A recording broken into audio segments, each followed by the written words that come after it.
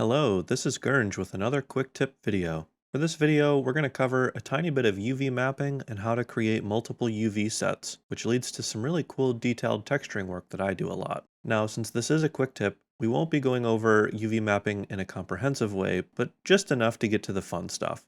In Redshift, we have the ability to tell individual texture nodes which UV map to use.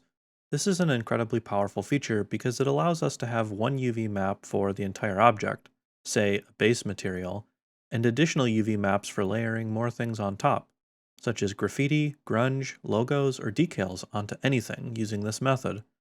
We'll start here with a demo scene of a building. The first step in this process, for me at least, is always making a simple checker material. Here we've switched to our UV layout and we can begin doing some packing and unwrapping. First thing we can try is the automatic unwrap, and we can click the packed mode. And zooming in here a bit, we can see that this isn't ideal. The checkers showing up as rectangles mean that this texture is a bit stretched. Additionally, it's really not making good use of all of our available space. We'll give cubic a shot because this is a pretty simple low poly building, and this is working pretty good. It's not the most optimal usage of space because we have these gaps here. If you're not as familiar with UV islands and working with seams, we've got a couple options that we can enable.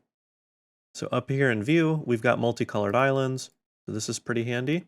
Additionally, we can turn filled polys off and we can turn on connectivity. And here we can start to see we've got some of the seams and other ways to visualize our UVs. So that might not be the most elaborate UV unwrap and unpack, but it's good enough for us to move on.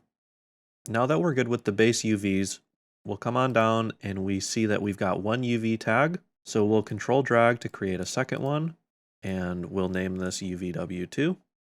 This second UV tag will only be for the graffiti and the leaks that we're adding. So we want to find the particular section of our model that we want to add these extra things to. So we'll highlight these polygons, and our goal here is to maximize the amount of UV space that we have available for those extras. So I can hit Control T, holding Shift to scale proportionally.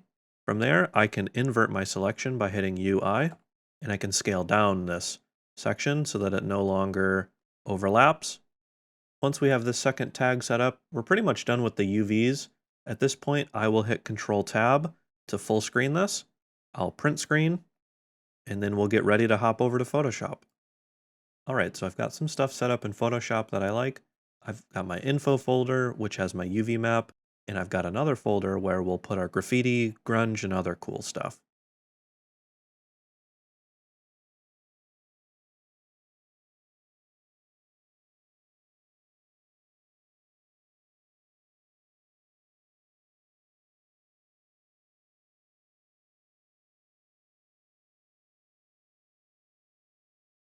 Now that we've tagged this wall up a bit, we can hop over to Megascans and find a leak. So in Megascans, we can type leak.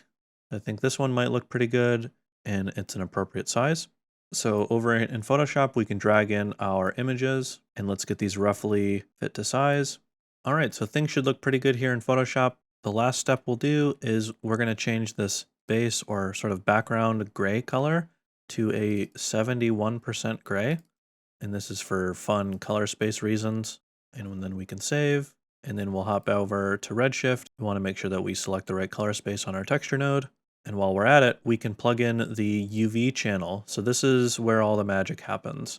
Again, we have our second UV map. This is the one for the graffiti.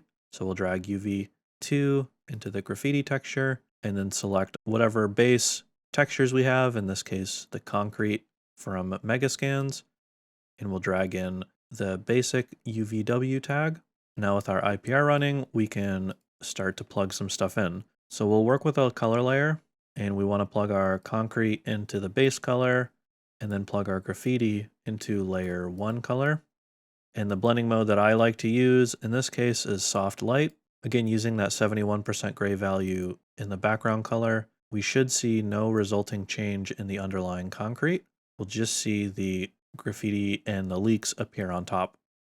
All right, so after a bit of tweaking back and forth, adjusting the position of the leak texture and some of the other colors, I think this is a pretty good spot to end. So that'll cover everything for this quick tip. Thank you so much for watching. I really do hope that this tip helps out your texturing and allows you to do some more advanced texture blending. And if this information proved useful to you, please consider liking, sharing, or subscribing. Thank you so much.